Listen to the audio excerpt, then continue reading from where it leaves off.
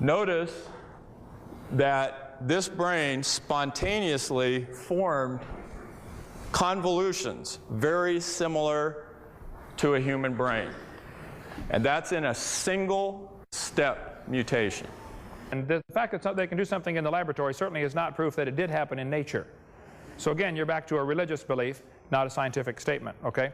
And the convolutions, I think, would be normal. See, humans have a section of the brain called Broca's convolution that allows speech. No other animal has that. There are giant steps in our brain. Even arranging them in order wouldn't prove it happened. You could take an animal with a small brain and an animal with a big brain. That proves no relationship. If I get buried on top of a hamster, that does not prove he's my grandpa, okay? So what they're doing is they're doing stuff on paper and imagining how it might have happened. This is not real science. This is imagination. This is fairy tale stuff. So you can play with the genes and cause them out. They do the same thing with polyploidy with vegetables and stuff. You can take strawberries and manipulate the genes, and they double the chromosome number, and you get giant strawberries that taste terrible. Okay? But they're twice the size. That's not new information. It's a doubling of existing information. No different than a cow having 5 legs or something, you know. It's not new information. It's a doubling or expanding of existing information. There are no examples where a naturally occurring mutation has caused an increase in genetic complexity. Richard Dawkins, who refused to debate me from Cambridge University when I was over there a few months ago, Richard Dawkins was asked on TV, he said, can you think of one example of a mutation that has caused an increase in genetic complexity? Evolution would require billions of them. Can you name one, please? He was dead silent for 19 seconds. Finally, he said, shut off the camera, please. There aren't any. There are none. So, had to be designed, my case, okay? Okay, I don't think I am the issue at all. I think the truth is the issue, and God's Word is the issue, which is basically at stake. I had probably 15 of Dr. Rainbow's students come to tell me that he spends his entire class pushing the evolution theory and really gives creationists or Christians a hard time. So he's using tax dollars to do that. So I guess I feel like I'm defending truth. I'm not defending me. If I came across as prideful, I'm sorry. I'm not. I'm just a lowly high school science teacher that's sick and tired of his tax dollars being used to destroy the faith of kids. That's all. Ernest Haeckel falsified and was proven to have falsified certain drawings of embryos, and the fact that, okay, let me show a slide. See? You know darn well it has a backside, but you're totally incapable of proving it. We know darn well that macroevolution is taking place on other grounds that I don't have time to talk about, but we are in fact completely incapable of proving it for the reasons that I've just given you. Okay? Okay, and I think that demonstrates clearly what I've been saying all night. It's a religion. It's not a faith. I mean, it's not a science, okay? It's easy to think the moon has a backside because of the impossibility of the contrary, okay? All round objects that we see have backsides to them. Now, the idea that there's not a creator is clearly impossible. Things are just too complex. There had to have been a creator. As far as the original question of going from, you know, dinosaurs to birds, if you could undo the covers there, please. There are thousands and thousands, possibly millions of differences between reptiles and birds. And he's glossing over these gross differences. The lung structure, you mentioned about the bone structure. Bones are hollow on birds and solid on reptiles. The lung structure is different. The eggs are different. The reproductive system is different.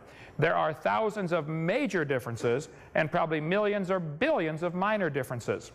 Reptiles are covered with scales. Birds are covered with feathers. They're both made of keratin, but that's where the similarity stops. They come from different genes on the chromosome.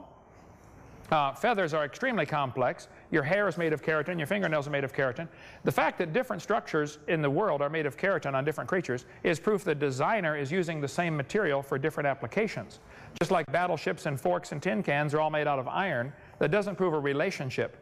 It proves iron's a good metal to make a lot of different things out of, and keratin's a good protein to make a lot of things out of.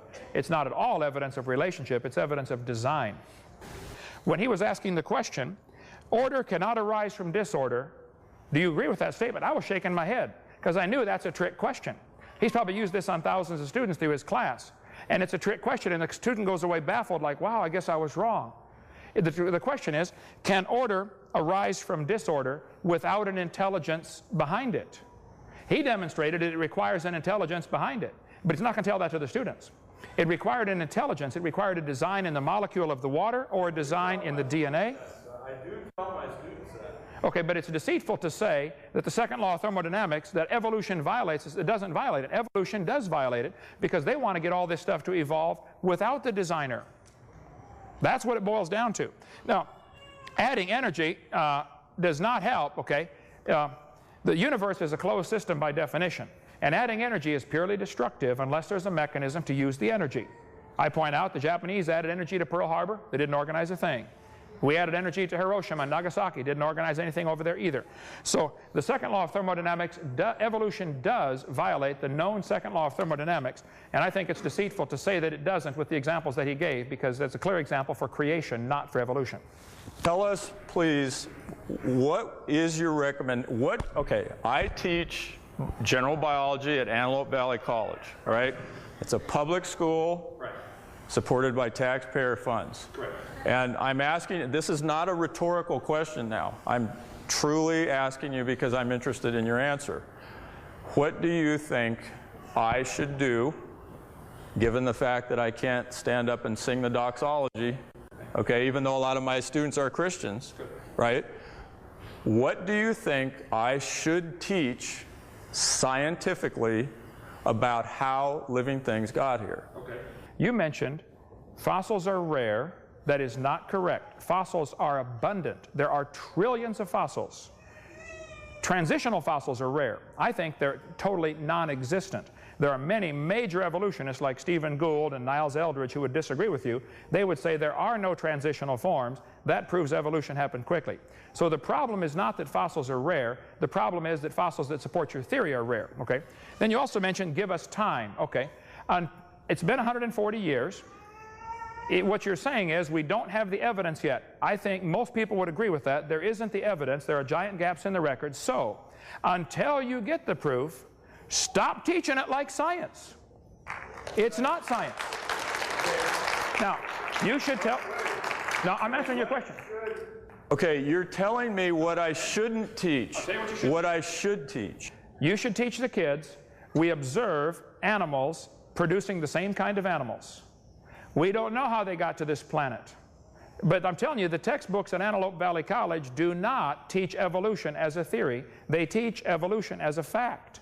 They do, that's true. And it shouldn't be done that way. Stop doing that. So teach kids, dogs produce dogs. Teach the kids, if you teach biology, teach all the muscles, the bones, the nerves, that we're amazingly designed. Stop telling them this is adapted to their environment. Start telling them it's probably designed for their environment. If the kid says, who's the designer? Say, I don't know. We're not here to talk about that. I don't know if it's Allah or Buddha or Jehovah or a mysterious process we don't know yet. All I know is it looks like it's designed. So are you saying that I can't try to say anything at all about the origin of living things? I mean, one of science's greatest quests, whether it be astronomy, where did stars and galaxies come from, geology, one of science's greatest quests is to explain the origins of things. That's a fascinating question. Right. This stuff's here. How did it get here? You'd have to have concrete in your brain to not wonder that. Okay, and that's so. One of the greatest goals of science is to explain the origins of things. So what do I say positively about origins? I would say that would raise several major questions. I don't think science can handle the subject of origins. It's not part of science. We observe dogs producing dogs. How the original dog get here is outside the realm of science. Don't discuss it. No matter what you say about origins, either side is going to upset somebody. If you talk the creation view, you're going to upset the evolutionist. If you talk the evolution view, you're going to upset the creationist. The subject cannot be discussed in a taxpayer-funded school without alienating somebody. It's unnecessary to biology. You could teach all about the anatomy of frogs and hamsters and humans and whales without ever getting into origins. Why waste time on it? There's so much to learn. If we want students to be good doctors someday, they need to learn the biology. The origins has nothing to do with it. There isn't a doctor on this planet that does surgery on people that his study of origins has anything to do with his surgery on these people. It has nothing to do with it. Okay? So it raises a much bigger question of should we even have public schools, because there are, getting into the origin subject, maybe everybody should just go to privately funded schools. The Muslims can teach what they believe, the Catholics can teach what they believe, the Baptists teach what they believe, and then strict competition, the better doctors would win out the jobs. It wouldn't matter. I'm telling you, the subject of evolution is unnecessary, it's counterproductive, it's a waste of time, and it's not science. Why is it included? I think you should simply, kids, I'm going to teach you biology. You probably know an enormous amount of biology about the nervous system, about the circulatory system, the lymphatic system, all the systems of the body. Teach it. Leave the origins out of it. Contrary to what some of my students say, about 85% of what I teach in my general biology course is not evolution. Good. I get accused all the time, oh, Dr. Rainbow, that's all he ever teaches is evolution. That is complete poppycock. You look at my syllabus, I'm teaching them about DNA and RNA and proteins, and that's good. So I do. You asked what I thought you should do. I would leave out the other 15% then and make 100% biology, just teach biology.